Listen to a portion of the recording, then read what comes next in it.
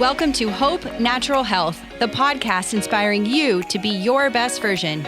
Join me, your host, Dr. Erin, naturopathic doctor, dog mom, cancer survivor, and girl boss weekly as we discuss all things health, hormones, and happiness with a little side of this thing called life.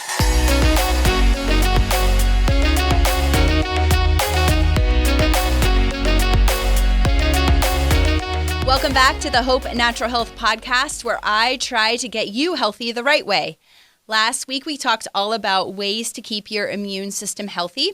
And this week, we're going to be talking about hormone disruptors. Did you know that your hormones can actually be disrupted by different chemicals that are found in our food, soil, and many common products that are probably found in your house? These are also known as endocrine disruptors. So these chemicals can do a wide variety of chaos in our body, including increasing our hormones, decreasing our hormones, imitating our hormones, throwing off signals in our body, and accumulating and competing with other nutrients in our body. So I wanted to point out a few of these today that are probably the most common, but there's many, many more. So one of my favorite resources, and I'll talk about this at the end too, is the Environmental Working Group, or EWG.org. I highly recommend that you bookmark this page and go there to find information regarding more about environmental toxins. Also, they have lists of clean products, and they have an app where you can scan various things in the stores to see the grade of the chemicals that are in these products, because not all products are clean. Even though they might say that they're clean, they also have hidden chemicals, just like things that are labeled sugar-free. They're never not sugar-free. They've probably got a fake sugar in it. So some of the environmental or endocrine disruptors that I wanted to talk about now, let me back out one more second, but our endocrine system is our entire hormone system. So our thyroid, our adrenals, and our sex or reproductive hormones. So this is a system that I talk a lot about, and all of these chemicals can disrupt this endocrine system. So the first one is BPA, and I'm sure this is a very familiar one for most people, but this one has been linked to breast cancer and many other forms of cancer. It can also cause early puberty and has an associated link to obesity. And it's actually estimated that 93% of Americans have BPA in their bodies.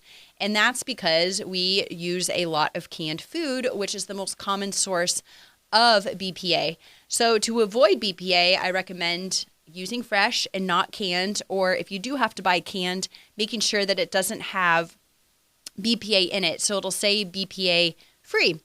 Also, BPA is found in plastics. So this is another common thing that we are accustomed to using.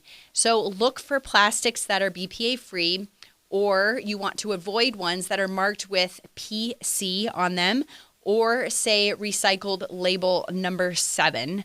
So those are two big products that have a lot of BPA in them. The third one, I know you'll probably be surprised with, unless you are a patient and you are listening to this, you already know this, but receipts are coated with BPA. So opt for no receipts, or have the cashier put the receipt in the bag. And if you are someone that is handling receipts quite often, wear gloves, wash your hands, because these chemicals can absorb through our skin and now they're in our system. So I think those are the reasons, those top 3 ones are the reasons why 93% of Americans have a lot of BPA in their bodies. The next one would be phthalates. So phthalates are common in a lot of plastics, again, and children's toys. A lot of phthalates have already been banned from children's toys, so make sure that when you buy a plastic, chew toy or something for your child, that it does say phthalate free. And also plastic wrap is another common source of phthalates, and you want to make sure that it doesn't have recycling label number 3 on it, because that will have phthalates in it. So phthalates can cause early cell death, and this is especially important for my men because it targets the testicular cells in men. So studies have linked phthalates to hormonal changes, decreased sperm count, birth defects, and thyroid irregularities with an increase in phthalates. So BPA and phthalates most commonly in receipts, canned foods, and also plastics. The next one is organophosphate pesticides. So after World War II, scientists used the chemistry they used for chemical warfare to target insects. And this is how these pesticides came about, which have been linked to having effects on brain development, fertility, and especially how testosterone communicates with cells, and also how it can alter thyroid levels. So again, here we have a lot of the thyroid, the hormones being affected by another chemical. So these pesticides are everywhere. They're on crops, they're on our foods, they're in our soil, they're everywhere. So my favorite thing about the EWG, or the Environmental Working Group that I talked about in the beginning, was they come out with a clean 15 dirty dozen list every single year, usually around the spring. So I'll be having a podcast on that when it comes out and talking about this year's list and how you can avoid the dirty dozen. That's what we're looking at. These are the top 12 foods that are treated with the most amount of these organophosphate pesticides and chemicals in them. So we want to make sure that you buy those dirty foods, or those dirty dozen, organic. And then they also list the clean 15, which are the top 15 foods that are treated with the least amount of pesticides and chemicals. So you can find this year's Dirty Dozen Clean 15 on their website. And I know I have a post in social media about it too. But usually they come out with the new list in the spring, March or April is usually when it comes out. The next one would be perfluorinated chemicals, or PFCs. So these ones actually are used to make non-stick cookware. So yeah, it sounds great. You want to get non-stick cookware because nobody likes their food sticking to the pan, but there's a lot of chemicals in this non-stick cookware.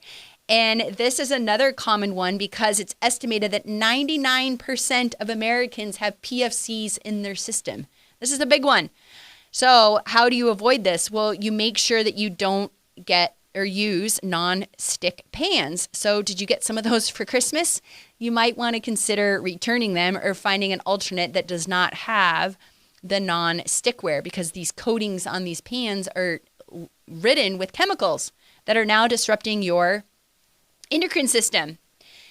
Another mineral would be, or actually this is a metal, not a mineral, is mercury. So mercury and arsenic are two big ones. I'm just going to talk about mercury here, but this one is actually naturally occurring, but it can be toxic to an extent.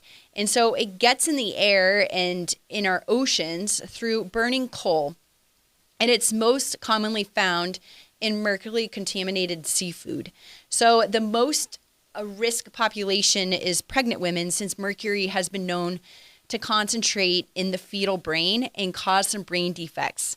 So that's why pregnant women are not recommended to have a lot of seafood or, foods that are higher in mercury. Tuna is one of them. So it can also interfere with women's menstrual cycles, and it plays a role in diabetes, as it actually damages the pancreatic cells, and the pancreatic cells are what produce insulin.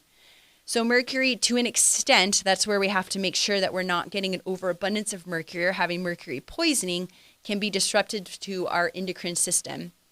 So how do we avoid mercury? Well, we want to choose wild-sourced foods, not farm-raised, and make sure that you limit your intake of mercury, which is commonly found in tuna. So there's ways that you can measure the amount of mercury exposure, and EWG.org has a good fish calculator that you can put in to see how much seafood you're exposed to or eat each week, and then your risk of developing mercury toxicity or mercury poisoning. So I highly recommend EWG.org for more information. And we can also test for these chemical exposures and these toxins, environmental toxins, to see if you have an overabundance or burden of toxins. I did it myself. I had a lot of glyphosate, which I didn't even talk about, which is another one that's, probably up there with the organic phosphate pesticides. It's in that category. Most people are exposed to that because it's just so hard to avoid nowadays, unless you are literally living on a farm making your own food and have no chemicals, which is very, very hard. So there is testing for environmental toxin exposures, and we have an overabundance of it. So you can always, if you're a patient of mine or in the Arizona area, we can always test you for this to see if you have a toxic burden. So again, to recap, those are the top 5, I think, in my opinion, endocrine disruptors. And these, again, are found in our food, soil, common products that were in our households, like BPA, found in plastics and canned foods, even receipts.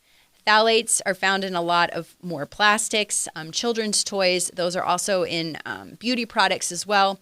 The pesticides, again, on our crops. The PFCs, which is in the non-stick cookware. And then mercury, which is found most commonly in seafood. So again, try and avoid those as much as possible. Make it your New Year's resolution to replace a product here and there in your house to a more cleaner version. And you can use the Environmental Working Group or EWG.org to see if your replacement is in fact clean. We'll see you all next week. Take care.